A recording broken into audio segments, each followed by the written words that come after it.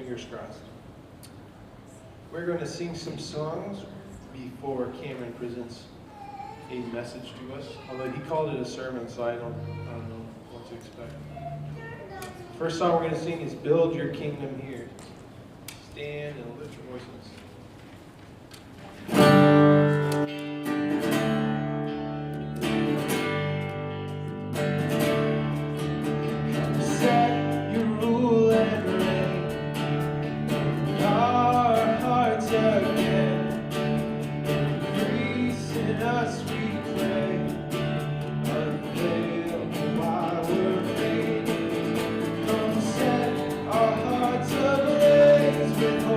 Like wildfire in our day.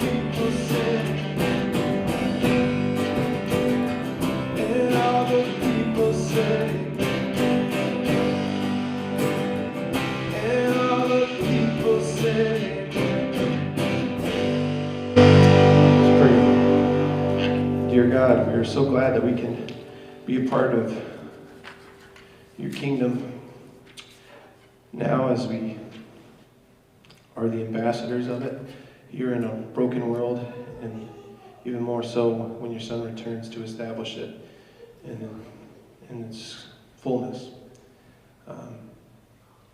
We can't even imagine what that's going to be like, but we know it's going to be great because it's your kingdom and you are good, faithful, true, and we put our trust in you.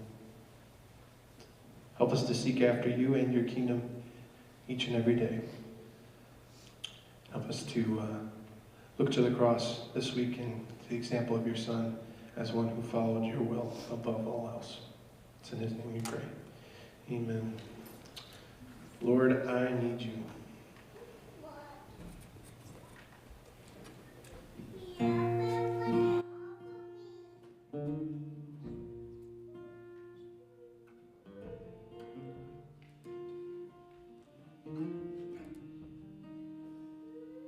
Lord, I come,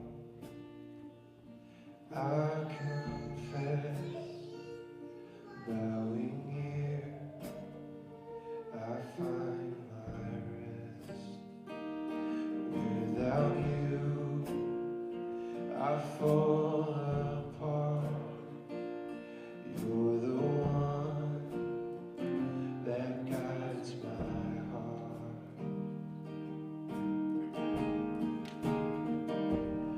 Lord, I need you. Oh, I need you. Every hour I need you. I want to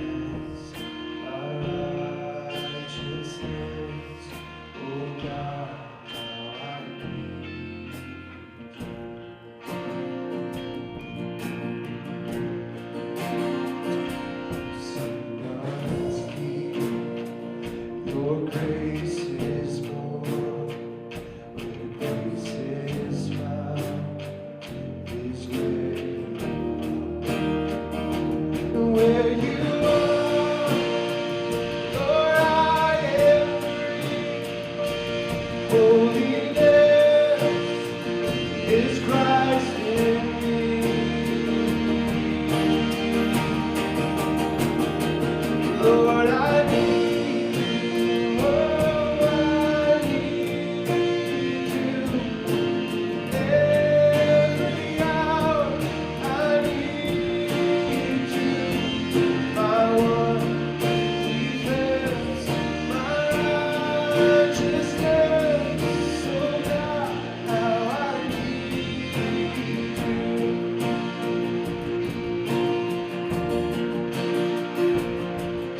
So teach my soul to rise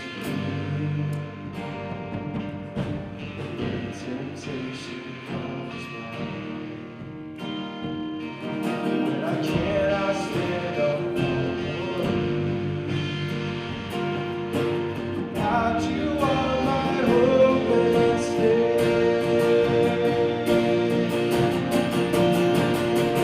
Lord, I need you. Oh, I need you. Every hour I need you. My one defense, my righteousness. Oh God, how I need you. Lord, I need you. Oh, I need you. Every hour I need you. My one defense, my righteousness. Oh God, how I need you.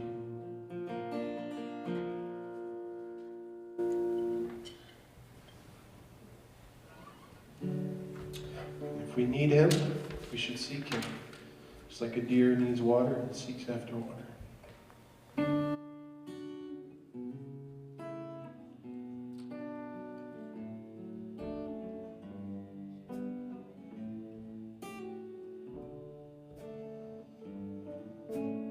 As the deer panteth for the water, so my soul longeth after thee. You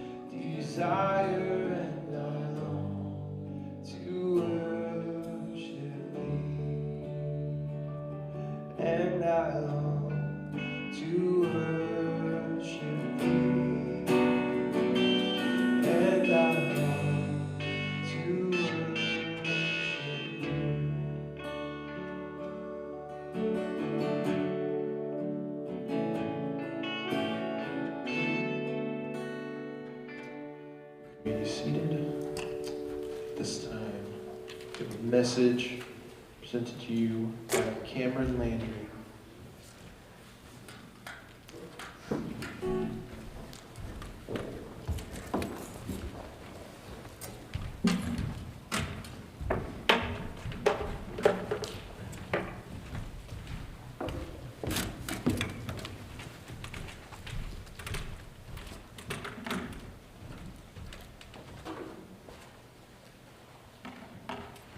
So, let's start tonight by taking a look at some other religions. First up, that you can hardly call it a religion, is Scientology. So what they believe is that 75 million years ago, the Galactic Federation ruler, Lord Xenu, he was in charge of everything, and he felt that the universe was overpopulated. So he took some aliens he ruled over, and he froze them. He loaded them onto planes which looked like DC-8s, and then he brought them to the volcanoes of Hawaii, and he dropped them in there, but their souls floated to the sky to be free. But Xenu had prepared for this, and he built giant soul catchers in the sky. Souls were taken to brainwashing facilities on Earth and then released to roam the Earth. They attached to early humans, which caused the fear and problems we experience today.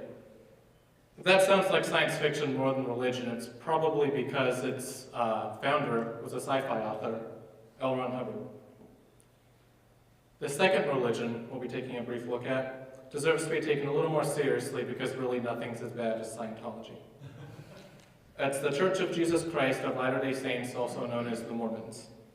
So their founder is Joseph Smith. In the 1820s, he was visited by the angel Moroni, who claimed to have been Native American despite appearing white. He claimed all Native Americans were Jews who came to North America and got changed so they look as punishment for their infighting.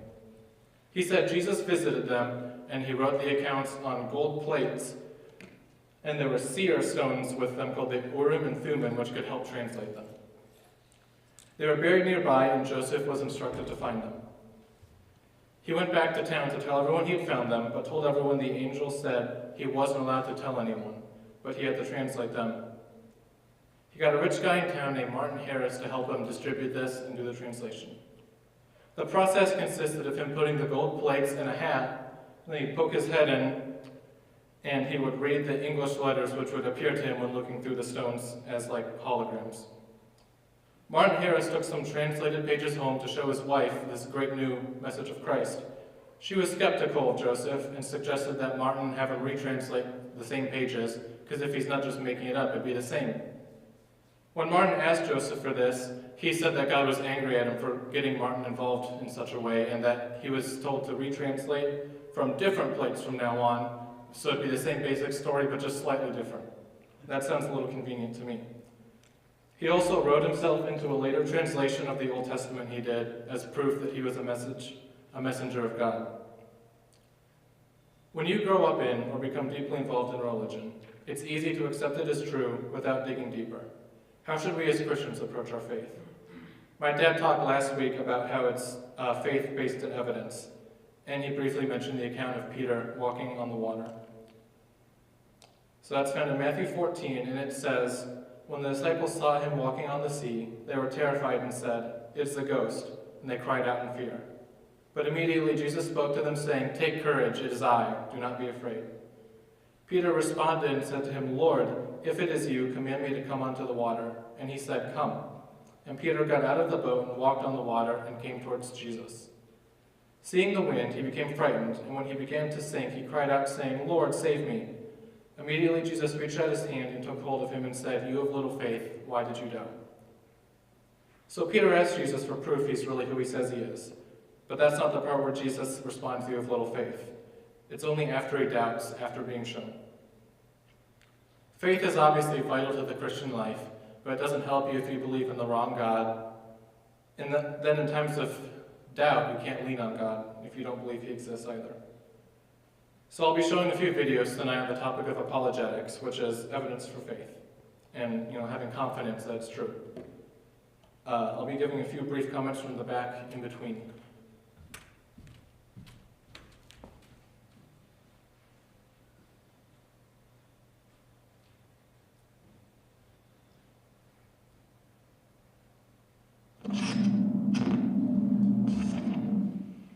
sir. What's your name?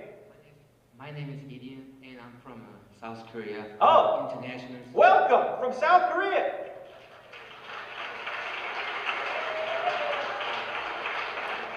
Yes, sir. Go ahead. So it's like, I've been a Christian all my life, and it's been like 2 years that I've been in the States. Mhm. So what I want to ask is, what made you to think that those reasons support that Christianity is true?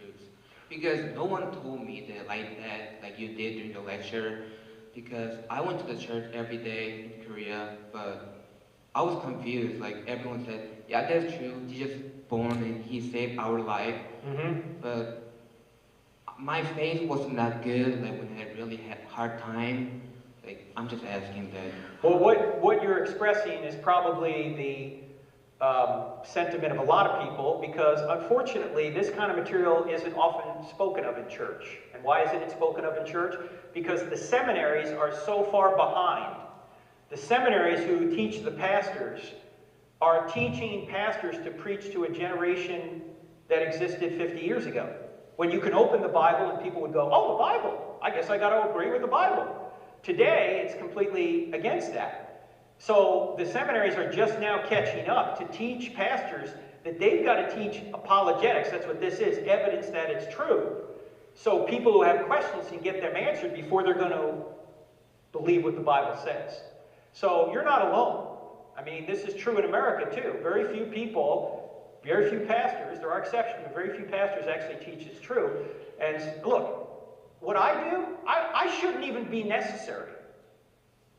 I shouldn't even, I mean, I know pastors are busy, they got so much to do, but if pastors were teaching 1 Peter 3:15, always ready to give an answer and a reason for the hope that you have, if they were equipping their congregations, parachurch ministries like ours wouldn't even be necessary. So, now there's a lot more detail in the book, obviously. We just kind of gave you an overview here, so if you want to go deeper, just get a book. Yes, sir. Yes, thank you.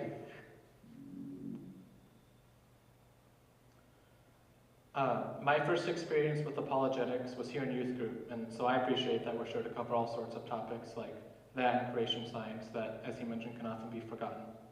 A lot of apologetics focus on evidence for God, which is a great first step, but I mean, where do you go from there? Proving God exists doesn't really narrow down which religion to go with. So this next video addresses that a little bit from, I believe, the same guy.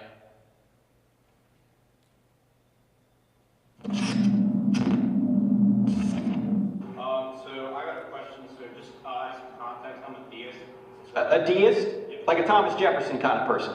Yeah. Okay. So just like with all these facts you proposed as Christianity, how do you reconcile that with evidence for other religions in terms of historical data or any Buddha or Right. Well, excellent question. I think that what you need to do, because people sometimes say, have you investigated every other worldview out there? And the honest answer is no. I've investigated the theisms out there. Why? Because I think there is very good evidence for theism.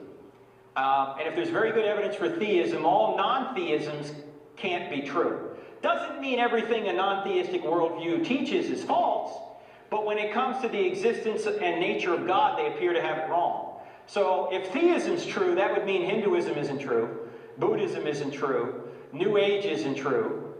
Just the big religions would be Christianity, Islam, or Judaism could be true. And then what you do is you look at those and you see the evidence for those. Which one of those, if any of them, appears to be the true theistic religion? And I think when you look at the three, first of all, Judaism is just incomplete Christianity in my view, because I believe everything the Jews believe. I just believe the Messiah has come. Jews who are conservative. And with Islam, I think when you look at the situation with Islam, remember, Muhammad comes along in 570 AD. He gets what he believes is a revelation in 610 AD. He dies in 632 AD, and the Quran is compiled after him. Muhammad in the Quran says, I don't do miracles, I'm just a plain warner, meaning I just warn people there's one God. There are no miracles attributed to Muhammad until about 150 years later in what's known as the Hadith, the written traditions of what Muhammad said and did. Even many Muslim scholars admit many of the miracles that are in there are not true. They're legendary. So, the eyewitnesses of Jesus, however, I think have given us very good evidence that he really rose from the dead. There's no confirming miracle for Islam. There is a confirming miracle for Jesus. And it's interesting, if you read the Quran in Surah 5, I think it's verse 68, the Quran says, "O ye people of the book," meaning the Christians and the Jews. "O ye people of the book, you have no ground to stand on unless you stand on the law and the Gospels." In other words, the Quran is telling the Jews and the Christians to believe the Old Testament and the New Testament. Well, the problem is the Old Testament and the New Testament leave no room for Muhammad in the Quran. The Quran is actually telling Christians and Jews you ought to trust the Old and the New Testaments. Now, Muslims will come along and say, wait a minute, that was the original Old and New Testaments and they've been corrupted. Yeah, the problem with that is when the Quran was written in the 600s AD, we have full Bibles 300 years prior to that. So we know it hasn't been corrupted. So the reason I'm a Christian is... That's the gist of that video. So if Christianity is true, how do we know our Bible is more likely to be inspired by God than the Book of Mormon, for example? You know, he mentioned Judaism as incomplete Christianity. The Mormons would probably view us the same way. So the origin story for that has a lot of holes, in my opinion. Is our Bible more convincing? Joseph Smith hid the origins of his writings, but there are more and more archaeological discoveries of early biblical texts that go to show its reliability as a manuscript. Here's a very brief video making that point.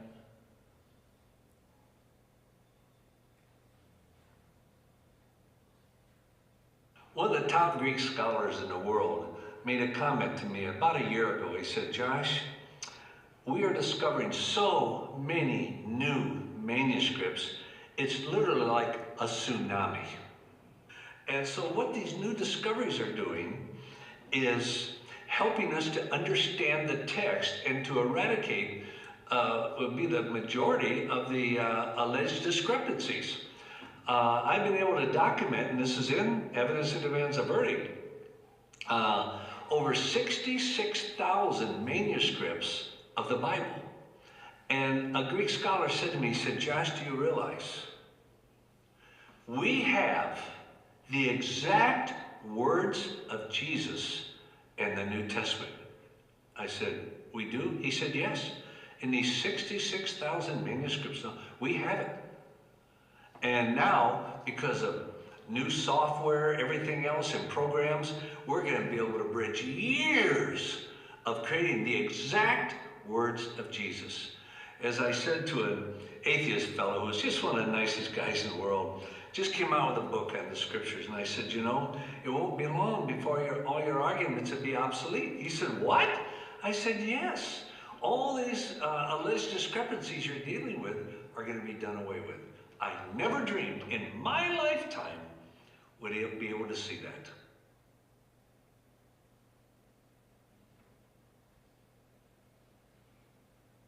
So here are some of the Old Testament manuscripts that have been found. I'm not going to go through all these. They're mostly categories with some of the most well-known and well-regarded texts specified, but there are many, many more that aren't included in this slide.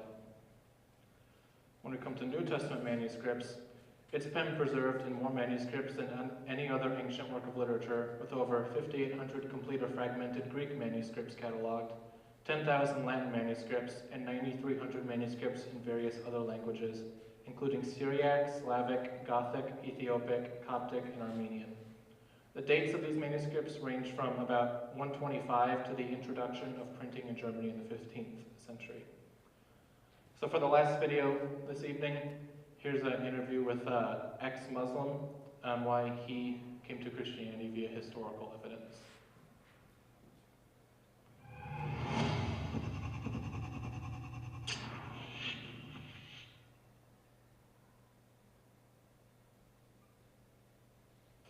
Because of the events of the last decade or so, Christians have an increased interest in reaching Muslims with the gospel. And I'm joined here with Abdu Murray today to help us understand some of the ways in which we can effectively share the gospel with our Muslim friends. You are the co-founder and the president of a ministry called Embrace the Truth International. Part of the goal of your ministry is to reach the Muslims with the gospel. You are an adjunct speaker for Ravi Zacharias International Ministries. You are a lawyer by training from the University of Michigan Law School. You grew up as a Muslim. You were a Muslim apologist. You converted to Christianity later in life. And so we're exploring some of the evidences that convinced you that Christianity was true. And in the last episode, we talked about the scriptural evidence that you found compelling in favor of Christianity. What we want to talk about in this episode is the historical evidence that you found compelling. So could you help us with that? Sure. There's a lot of different aspects of the historical evidences that I think can verify the Christian message, but the central one, of course, is the thing that Paul says is the central historical claim of all of Christianity in 1 Corinthians chapter 15, when he says basically, if Jesus is not raised, then we are of all people to be most pitied because our faith is in vain. So that was important to me to understand, did he in fact die and rise from the dead? The gospel, you don't have a gospel without a crucifixion, and you don't have a gospel without a resurrection either. So unless that's true, Christianity is false. But also an interesting thing is, if it's true, everything else that rejects it is false. So the resurrection of Jesus is both a sword and a shield. It tells you what's true, but it also defends against that which is false. So this was important to me. When you look at the evidence, sort of the minimal facts approach from Gary Habermas and Mike Lacona, as they talked about it, and I actually was reading a lot of their materials, trying to understand what happened to Jesus in the first century, because the Quran specifically denies that he died on the cross in the 4th chapter of the Quran. But the historical evidence shows that he did. When you have men like John Dominic Cross and Gerhard Ludemann and Rudolf Bultmann and Paula Fredrickson and others, people who are decidedly not evangelical conservative Christians, who tell you, yes, he died on the cross. In fact, did die on the cross. No one disputes this. That's important. It's powerful because it establishes this first key fact. Then that he appeared to his disciples, and that appearance was so convincing to his disciples that they must have seen something, in Paula Fredrickson's words, that convinced them that Christ wasn't just a guy who survived the cross, but rose from the dead as the risen Christ. And then you have something important, evidence that a lawyer loves, that a skeptic, somebody who was against a certain case, against your case, suddenly agrees with you. When you have that kind of evidence, you put that guy in the stand all day long to let him sing his song. We have this specifically with two people, James, Jesus' half-brother, who thought Jesus was a kook, and Paul, who was an enemy of the Gospels, or the Gospel itself, the message itself. And both of those men became staunch advocates for Jesus' resurrection, having claimed to see Jesus rise from the dead, or having been risen from the dead, I should say, with their own eyes. So we have the skeptics, Paul and James, converted. And every scholar worth their salt agrees on this. And then the fourth fact is one that most scholars, but not everyone, agrees on, is that Jesus' tomb was known and it was empty 3 days later. So crucifixion, appearances, the skeptics were converted, and the empty tomb led me, at least, to believe what was eventually an inconvenient truth in the beginning, but became the most glorious truth that I could actually embrace, which was that Jesus did die on the cross for my sins and raised from the dead.